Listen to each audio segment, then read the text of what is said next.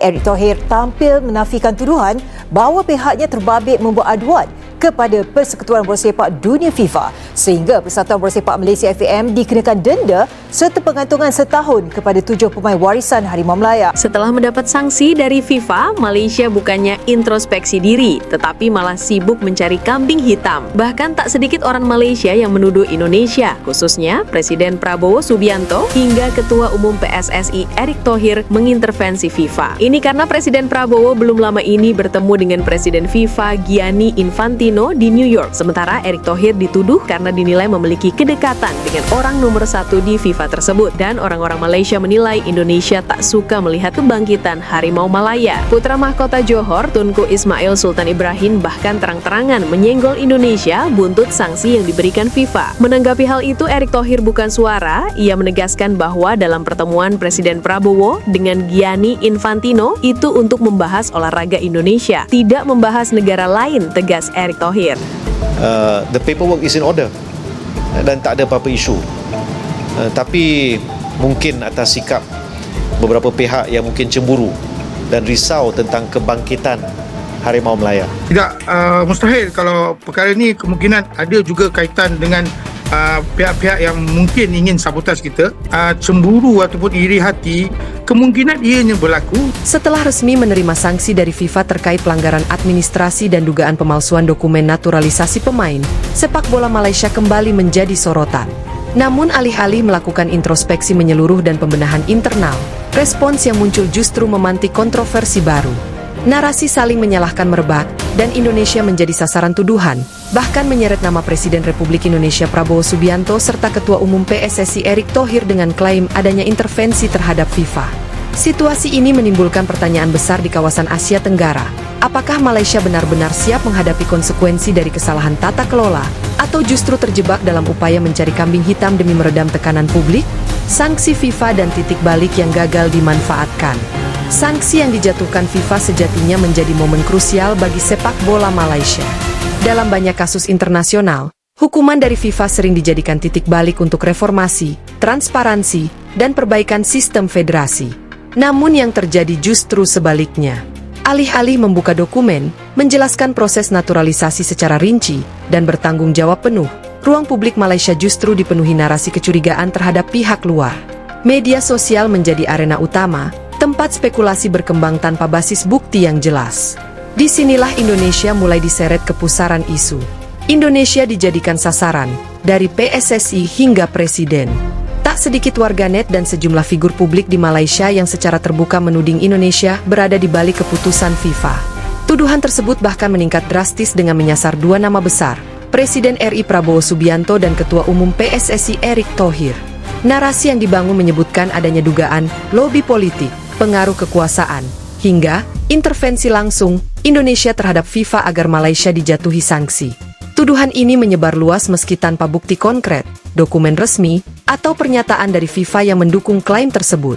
Bagi banyak pengamat, ini bukan sekadar isu olahraga, melainkan sudah menyentuh wilayah sensitif hubungan antar negara. Fakta yang terabaikan, bagaimana FIFA bekerja. Pakar hukum olahraga internasional menilai tuduhan tersebut tidak hanya berlebihan, tetapi juga menunjukkan ketidaktahuan terhadap mekanisme FIFA. Organisasi sepak bola dunia itu memiliki sistem investigasi, komite etik, dan prosedur hukum yang ketat. Keputusan FIFA tidak bisa dijatuhkan hanya karena tekanan satu negara, apalagi tanpa bukti administratif yang kuat. Dalam kasus naturalisasi, FIFA bekerja berdasarkan dokumen resmi yang diajukan federasi bersangkutan, bukan berdasarkan rivalitas regional. Jika ada sanksi, itu karena ada pelanggaran regulasi yang terbukti, bukan karena campur tangan presiden negara lain, ujar seorang analis tata kelola olahraga Asia. Erick Thohir dan PSSI, transparansi sebagai pembeda. Nama Erick Thohir juga ikut terseret dalam tudingan. Padahal, di mata komunitas sepak bola internasional, PSSI justru kerap dipuji karena langkah-langkah transparansi dan reformasi pasca berbagai krisis yang pernah menimpa sepak bola Indonesia. Di bawah kepemimpinan Erick Thohir, PSSI secara terbuka berkoordinasi dengan FIFA, membuka diri terhadap audit, serta menjalankan naturalisasi pemain dengan prosedur yang ketat dan terdokumentasi. Setiap pemain yang dinaturalisasi melalui proses hukum negara dan verifikasi FIFA yang panjang. Menuduh PSSI mengintervensi FIFA tanpa bukti dianggap banyak pihak sebagai upaya membalikan fakta. Presiden Prabowo dan tuduhan politik murahan. Menyeret nama Presiden Prabowo Subianto ke dalam isu ini dinilai sebagai langkah yang jauh dari rasional. Tidak ada pernyataan resmi, dokumen, atau indikasi diplomatik yang menunjukkan keterlibatan Presiden RI dalam urusan administratif sepak bola negara lain. Pengamat hubungan internasional menilai tuduhan ini sebagai bentuk frustrasi publik yang diarahkan ke simbol kekuatan regional Indonesia yang saat ini sedang naik daun, baik di sepak bola maupun diplomasi. Ini narasi emosional, bukan faktual, ujar seorang akademisi Asia Tenggara. Menuduh kepala negara tanpa bukti justru mencoreng kredibilitas pihak yang menuduh. Publik Malaysia terbelah. Menariknya, tidak semua masyarakat Malaysia sepakat dengan narasi menyalahkan Indonesia. Di tengah derasnya tudingan, muncul pula suara-suara kritis dari dalam negeri yang menilai federasi mereka gagal bertanggung jawab. Banyak pendukung Harimau Malaya justru menuntut FAM untuk berhenti mencari kambing hitam dan fokus membenahi sistem.